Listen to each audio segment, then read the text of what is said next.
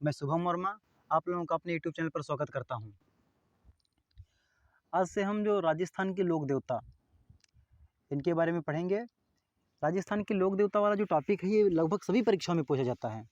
आप राजस्थान की जितनी परीक्षाएं देखेंगे उसमें अगर राजस्थान जीके का सिलेबस दे रखा है तो ये टॉपिक जरूर पूछा जाता है। और राजस्थान के लोक देवताओं में ऐसे लोक देवता जिनकी हिंदू और मुस्लिम दोनों पूजा करते हैं उनको पंचपीर कहते हैं। उनको क्या कहते हैं? पंचपीर कहते हैं। पंचपीर किसे कहते हैं? क्वेश्चन अगर जो बन जाए कि पंचपीर किसे कहते हैं, तो ऐसे लोक देवता, राजस्थान के ऐसे लोक देवता जिनकी हिंदू और मुस्लिम दोनों पूजा करते हैं उनको पंचपीर कहते हैं। क्या कहते हैं? पंचपीर कहते हैं। और उन्हीं पंचपीरों में शामिल हमारे एक देवता हैं रामदेव जी महाराज। क्या नाम है उनका? रामदेव जी महाराज। आज हम उनके बारे में पढ़ेंगे। क्या? रामदेव जी महाराज के बारे में पढ़ेंगे। राजस्थान के, पश्चिमी राजस्थान के बहुत ही प्रसिद्ध लोक देवता हमारे रामदेव जी महाराज जी हैं, इनके बारे में पढ़ेंगे। तो अगर जो इनके बारे में देखा जाए तो इनका सबसे पहले इनका जन्म अगर देखें, इनके जीवन परिचय में, इनके प्रारंभिक जीवन में अगर इनका जन्म देखें तो इनका जन्म हुआ था भाद्रपद मास की शुक्ल पक्ष की द्वितीया को। कब? भाद्रपद मास की शुक्ल पक्ष की द्वितीया को इनका जन्म हुआ था। और अगर सन पूछ ले तो 1405 ईस्वी में हुआ था। कब हुआ था? 1405 ईस्वी में। कि अगर इनका जन्म पूछे तो भाद्रपद मास की शुक्ल पक्ष की द्वितीया को सन में अगर जो पूछ ले जो 1405 ईस्वी में हुआ था। और अगर जगह पूछ ले तो जगह पूछ ले तो उडू कश्मीर। क्या? उडू कश्मीर नाम है जगह। और ये स्थित कहाँ है जगह? तो उडू कश्मीर नामक जो गांव है, इस ग्राम में इनका जन्म हुआ था। और ये ग्राम कहाँ स्थित है? तो यह ग्राम बाड़मेर में स्थित है। तो इनका जन्म अगर देखा जाए तो इनका जन्म हुआ था 1405 ईस्वी में। तिथि अगर देखा जाए तो भाद्रपद मास की शुक्ल पक्ष की द्वितीया को हुआ था।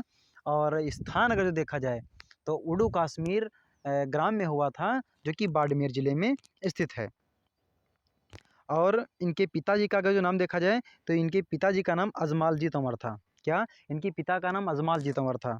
क्या नाम था? इनके पिता का नाम था अजमाल जी तंवर। इनके पिता का नाम अजमाल जी तंवर था। ये तंवर जात के मुसलमान हुआ करते थे। ये तंवर जात से जुड़े हुए थे। तो तंवर जात से जुड़े थे। इनके पिता का नाम अजमाल जी तंवर था। और इनके पिता जो थे इनके रामदेव जी के जो अजमाल जी तंवर थे, ये पोकरण के राजा थे। कहाँ के राजा थे? पोकरण के राजा थे। पोकरण के राजा थे। अजमाल जी तंवर पोकरण के राजा थे। तो अगर जो देखा जाए और इनकी माता का नाम यहीं पर देख लें तो इनकी माता का नाम था मैड़ादे। क्या? माता का नाम मैड़ादे था। माता का नाम इनकी मैड़ादे था। दे का मतलब होता है देवी। दे का मतलब जब जब हम राजस्थान का इतिहास पढ़ेंगे और दे शब्द लगाएगा किसी माता के बारे में, किसी रानी के नाम के आगे अगर जो दे शब्द लगाएगा तो दे का मतलब हम देवी समझेंगे। क्या समझेंगे? देवी समझेंगे। तो इनकी माता का क्या नाम था? इनकी माता का नाम मैड़ादे था। और इनकी पत्नी का नाम क्या था? इनकी पत्नी का नाम था नेतल। इसमें निहाल दे रखा है लेकिन नेतल इनकी पत्नी का नाम मिलता है। निहाल दे या नेतल की पत्नी का नाम मिलता है। तो रामदेव जी का जन्म कहाँ हुआ था? उडू कश्मीर गांव में हुआ था। 1405 ईस्वी में हुआ था। और भाद्रपद मास की शुक्ल पक्ष की द्वितीया को हुआ था। और पिताजी का नाम अजमाल जी तंवर था। क्वेश्चन बनता है कि ये किस जात से संबंधित थे? तो ये तंवर जात से संबंधित थे। तंवर जात से संबंधित थे। इनकी माता का नाम मैड़ादे था। और मैड़ादे के बारे में अगर ये एक बात और देखेंगे, देखना चाहें आप तो देख लीजिए। मैड़ादे सूरज सिंह सोढ़ा की पुत्री थी। गुजरात के राजा थे सूरज सिंह सोढ़ा, उनकी पुत्री थी। सूरज सिंह सोढ़ा की पुत्री थी मैड़ादे। सूरज सिंह सोढ़ा की पुत्री थी। और पत्नी का नाम नेतल देवी था। तो इनके प्रारंभिक जीवन के जो बारे में देखा जाए तो यही चीज़ें मिलती हैं। और इन्हीं के समय में भैरव नाम का एक सेठ रहता था। ये भैरव नाम का क्या था? सेठ था। ये एक सेठ था।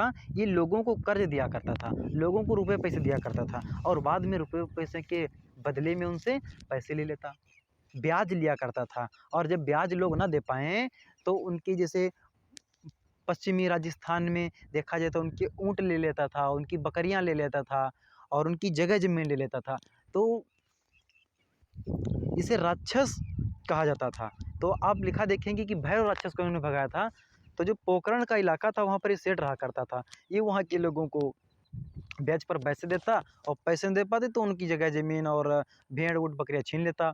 तो ये लोग जो है रामदेव जी के पास गए। रामदेव जी ने इसे वहाँ से भगा दिया या मार दिया। जब इन्हें इसे वहाँ से भगा दिया, मार दिया, तभी से तो इसीलिए लिखा जाता है कि इन्होंने रामदेव जी ने भैरव को भगाया था, भैरव राक्षस को भगाया था। और भैरव जबकि कोई राक्षस नहीं था, यह एक सेठ था। और अगर जिनके उपनाम देखा जाए, अगर जिनके क्वेश्चन ज़्यादातर बनता है, कहाँ से बनता है, इनके उपनामों से बन जाता है। पूछ लेंगे कि कौन से देवता पंचपीरों में शामिल है, कौन से देवता पंचपीरों में नहीं शामिल हैं, इनके उपनाम पूछ लेंगे। और मुख्यतः मंदिर, मेले और जन्म तिथि, बस किस तिथि को जन्म हुआ था, यही सब क्वेश्चन बनता है। बाकी पढ़ना चाहे तो हम पढ़ते तो बहुत सारी चीज़ें हैं। तो इनको रूड़ीचा राधाड़ी कहा जाता है। रूड़ीचा जैसलमेर में जगह है। रा का मतलब राजस्थान मारवाड़ी में लिखा शब्द है। रा का मतलब क्या होता है, धड़ी का मतलब क्या होता है, धड़ी का मतलब होता है प्रसिद्धि प्राप्त करने वाला आदमी, मारवाड़ी में धड़ी। तो रूड़ीचा राधाड़ी मतलब रूड़ीचा के प्रसिद्ध व्यक्ति थे। इनको पीरों का पीर कहा जाता है। मक्का मदीना से कुछ पीर आए थे, समझना बात को, मक्का मदीना से कुछ पीर आए थे। जो मुस्लिम ट्रैड्स होते हैं या मुस्लिम जो हमारे संत होते हैं, उनको पीर कहा जाता है। और जो तो वो जब मक्का मदीना से जब हमारे पोखरण राजस्थान या जैसलमेर में आए, उन्होंने जब इनके प्रभाव को देखा रामदेव जी के, तो उन्होंने कहा कि हम तो सिर्फ पीर हैं, आप पीरों की पीर हैं। तो ये अगर जो पूछे कि रामदेव जी को पीरों का पीर किसने कहा था, तो मक्का मदीना से आए कुछ संतों ने कहा था, या मक्का मदीना से आए कुछ पीरों ने कहा था। और इनको कृष्ण का अवतारी या विष्णु का अवतारी कहा जाता है। कृष्ण का अवतारी या विष्णु का अवतारी कहा जाता है। और अर्जुन का वंशज कहा जाता है। कृष्ण का अवतारी होने के साथ साथ इन्हें अर्जुन का वंशज कहा जाता है। तो देखा जाए तो इनको रूड़ीचा राधाड़ी, पीरों का पीर, कृष्ण का अवतारी और अर्जुन का वंशज। अच्छा, सांप्रदायिक सद्भावना का लोक देवता क्यों कहा जाता है? इसलिए कहा जाता है क्योंकि इनको हिंदू और मुस्लिम दोनों समान रूप से इनकी पूजा करते हैं। हमारे रामदेव जी महाराज की पूजा हिंदू और मुस्लिम दोनों समान रूप से, दोनों संप्रदाय में समान रूप से की जाती है। इसीलिए इनको सांप्रदायिक सद्भावना का लोक देवता कहा जाता है। हिंदू इनको कृष्ण का वंशज मानकर पूजा करते हैं, या कृष्ण का अवतारी या अर्जुन का वंशज मानकर पूजा करते हैं। तो और मुस्लिम इनका पीर समझकर इनकी पूजा करते हैं। और रामदेव से जुड़ी जातियाँ, मतलब इनकी पूजा मुख्यतः कौन कौन सी जाति के लोग करते हैं, तो कामड़ पंथ की महिलाएं करती हैं। अच्छा, देखा जाए कामड़ पंथ की स्थापना भी हमारे रामदेव जी ने किया था। रामदेव जी ने कामड़ पंथ की स्थापना की थी। और ये पढ़े लिखे लोग देवता थे। इन्होंने 24 वाणिया ग्रंथ लिखा था। क्या? 24 वाणिया ग्रंथ लिखा था। 24 वाणिया ग्रंथ लिखा था इन्होंने, और कामड़ पंथ की स्थापना की थी। तो कामड़ पंथ की महिलाएं, कामड़ पंथ में इनकी पूजा की जाती है। और कामड़ पंथ की महिलाएं रामदेव जी की याद में, या रामदेव जी का जब मेला लगता है, तो उस मेले में 13 मंजीरा बांधकर 13 ताल नृत्य करती हैं। 13 मंजीरे अपने शरीर पर बांधकर एक शैली की मुद्रा में बैठकर नृत्य करती हैं, 13 ताल नृत्य करती हैं। और मेघवाल जाति के लोग भी इनकी पूजा करते हैं। किस जाति के लोग? मेघवाल जाति के लोग भी इनकी पूजा करते हैं। और मेघवाल जाति के लोग जो इनकी पूजा करते हैं, और उनको जो मेघवाल भक्त इनके होते हैं, उनको रिखिया कहा जाता है। क्वेश्चन बन सकता है कि रिखिया क्या है? तो रिखिया ऑप्शन में दे रखा होगा कहीं कि रामदेव जी के मेघवाल भक्त। तो रामदेव जी के जो मेघवाल भक्त होते हैं, उनको रिखिया कहा जाता है। और फड़ का वाचन, ये बहुत महत्वपूर्ण क्वेश्चन है कि रामदेव जी की फड़ का वाचन कौन करता है? तो रामदेव जी की फड़ का वाचन कामड़ पंथ के भोपे जो होते हैं, कामड़ पंथ के भोपे रावण हत्था वाद्य यंत्र के साथ, वाद्य यंत्र मतलब रावण हत्था वाद्य यंत्र के साथ कामड़ पंथ के भोपे रामदेव जी की फड़ का वाचन करते हैं। इनकी सवारी लीलो घोड़ा, ये लीला घोड़ा कहा जाता है। अच्छा, राजस्थान, एक ये भी बहुत ज़बरदस्त बात है कि लीलो घोड़ा, यार लीलो नाम क्यों? राजस्थानी में घोड़े का नाम ही लीलो होता है। जो घोड़ा हम लोग सब कहते हैं, इसको राजस्थानी में लीलो कहते हैं। लेकिन पता नहीं क्यों आरपीएससी तो सब पूछने लगी तो लीलो, लीलो घोड़ा किस लोक देवता का नाम है और किस लोक देवता के घोड़े का नाम है। हम लोग लीलो याद करने लगे और वही लीलो घोड़ा चलने लगा। अगर इनके मंदिरों की बात करें तो इनका एक रुड़ेचा में मंदिर है और रामदेवरा में है। ये दोनों जगह कहाँ है? जैसलमेर में। कहाँ है? जैसलमेर।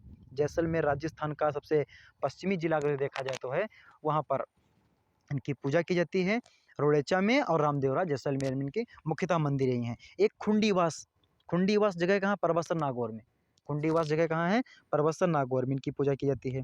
तो इनके मेले रोड़ेचा रामदेवरा जैसलमेर में और खुंडीसर परबतसर नागौर में। और रामदेव जी के बारे में अगर और देखा जाए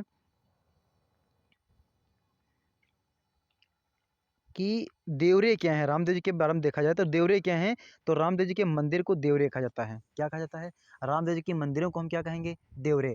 रामदेव जी के मंदिरों को देवरे कहा जाता है। और रामदेव जी के जो छोटे पूजा स्थल उनको थान कहा जाता है। क्या, थान। तो रामदेव जी के छोटे पूजा स्थलों को थान कहा जाता है। और जातरू, रामदेव जी के जो तीर्थयात्री होते हैं उनको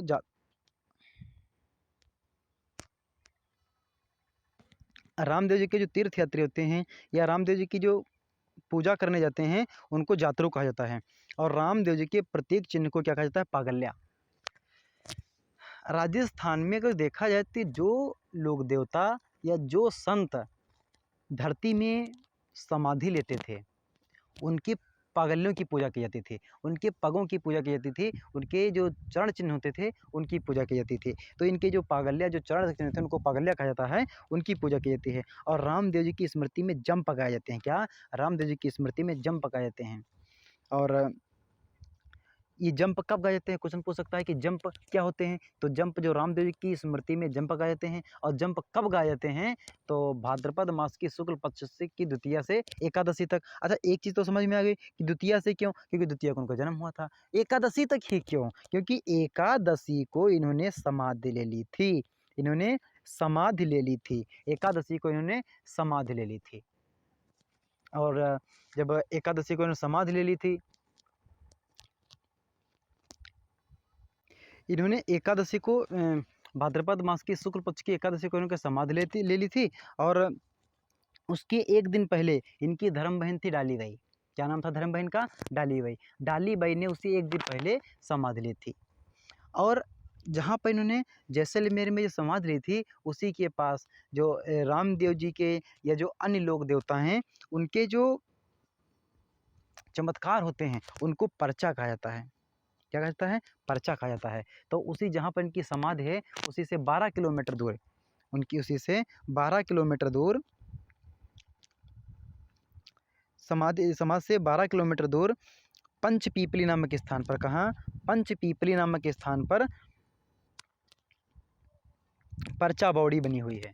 पंचपीपली नामक स्थान पर पर्चा बावड़ी बनी हुई है। और उसी के पास रामदेसर तालाब बना हुआ है।